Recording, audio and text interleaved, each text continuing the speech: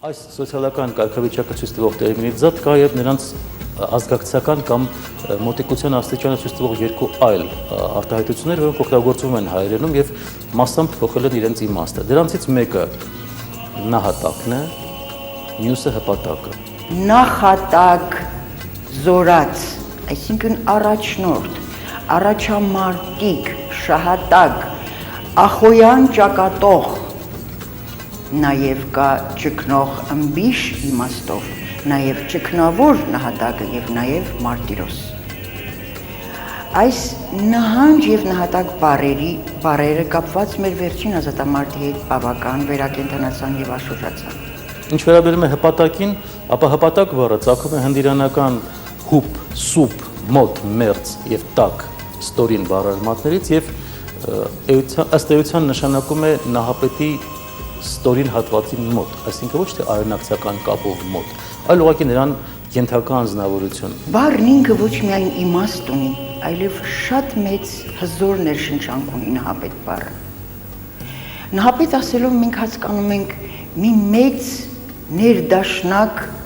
անհատների միասնություն, գերդաստան։ Ազգն էլ գերդաստան է։ Եվ եթե մենք նույն նահապետ ենք ասում, ցեղապետ, երկրորդ, մարդկության երկրորդ նախահայր, ուրեմն մարդկությունն էլ գերդաստան է։ Եվ ներդաշնակ պետք է լինեն գերդաստանի ներսում հարաբերությունները։ Այդ նահապետ բառի այս ներշնչանքն են կորցրել։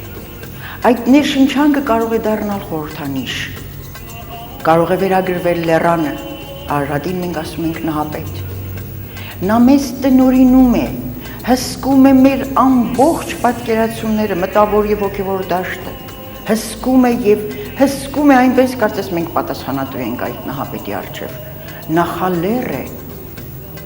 նահապետ լեռ է ինքը։ Մեր իրականության մեջ նահապետ հասկացությունը մշտապես առնչվել է տոհմի մեծի, գերդաստանի մեծի, ընտանիքի մեծ հասկացության հետ։ Եվ ինչն է հետաքրքիր, բոլոր տարեց անձինք, որոնք շրջապատված են իրենց երեխաներով, թոռներով, կամա թե ակամա նահապետի կարգավիճակ են ձեռք բերում։ Ըստ որում առասպելաբանական առումով ևս նահապետները, նաև թագավորները ունեին այդ կարգավիճակը եւ ինչպես ներկայացնում են եւ հայկական, եւ եվրոպական, սկանդինավյան, սկյութական առասպելները եւ գրավոր զրույցները առաջնորդի նահապետի հետ այլ աշխարհ, անդերաշխարհ ուղեկցող անձնակազմ պետք է գնար։ Ինձ համար հիշողությունն էլ նահապետ է, որտեղ եթե չլիներ այս հիշողությունը,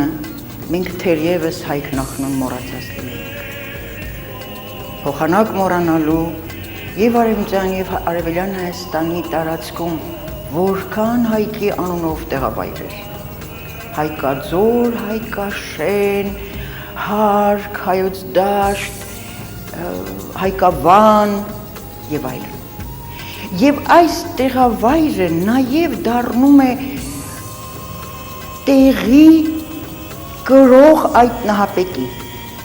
Այս իմաստով այդ տեղավայրը, որպես մայրական ծոցհողը, իր ներսում բարփակում է նաեւ այդ նահապետած աճյունները, նախնյաց աճյունները եւ հայոց մեկ չափազանց ընդունված էր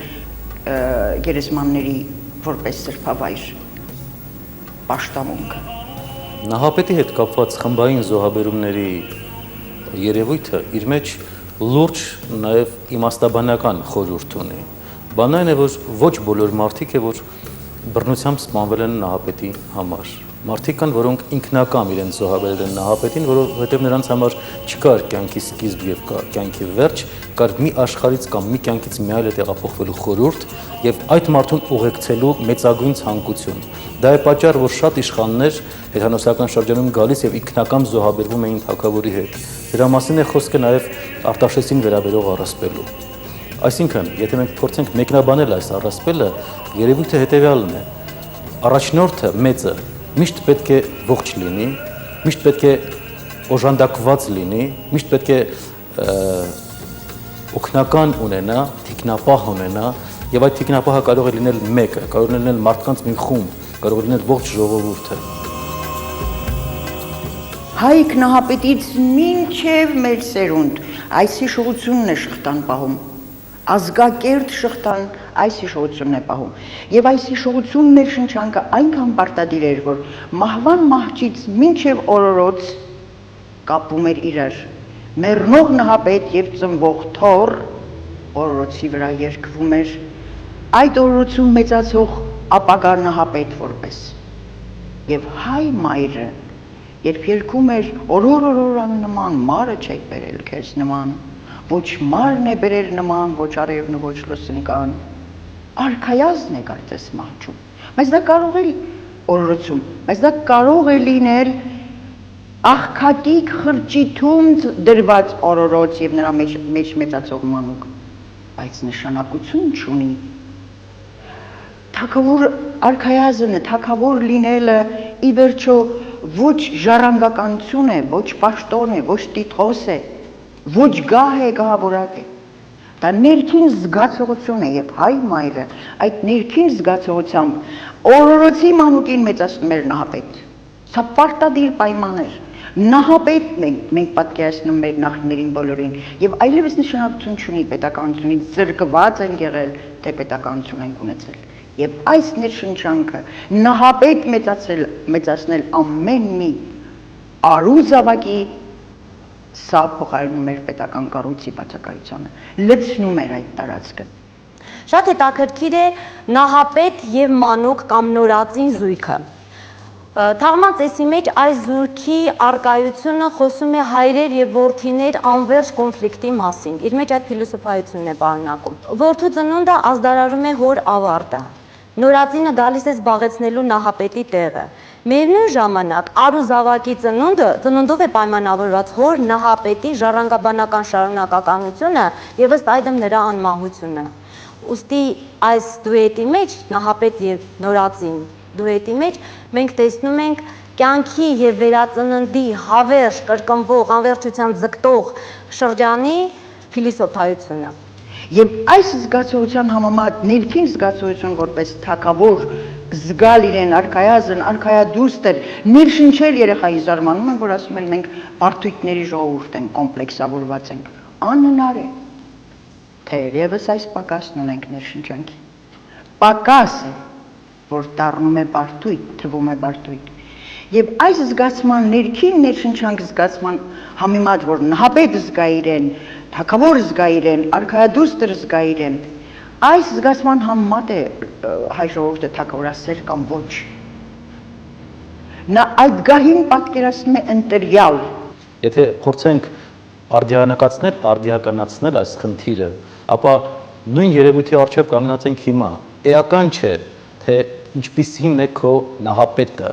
առաջնորդը, ղեկավարը,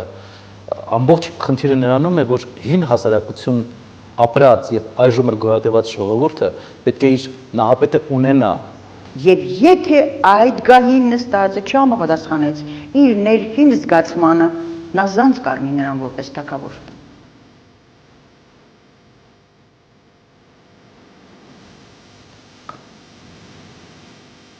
Նա ունի թագավորի կատարելանմուշ։ Եվ նահապետ բառը կերտում է այդ կատարելանմուշը։ Նահապետականությունը ամենահայկական ժողովրդավարությունն է։ Որքան էլ հարենք արևմտյան գաղափարներին, միևնույն է մենք նահապետական ենք, թեև այդ բառի ուժը ժամանակի ընթացքում կորցրել ենք։ Ու հենց նույն ժամանակն այսօր պարտադրում է մեզ վերականգնել նահապետական հիմքի վրա կառուցած մեր անհամեմատելի սկզբունքներն ու ավանդույթները։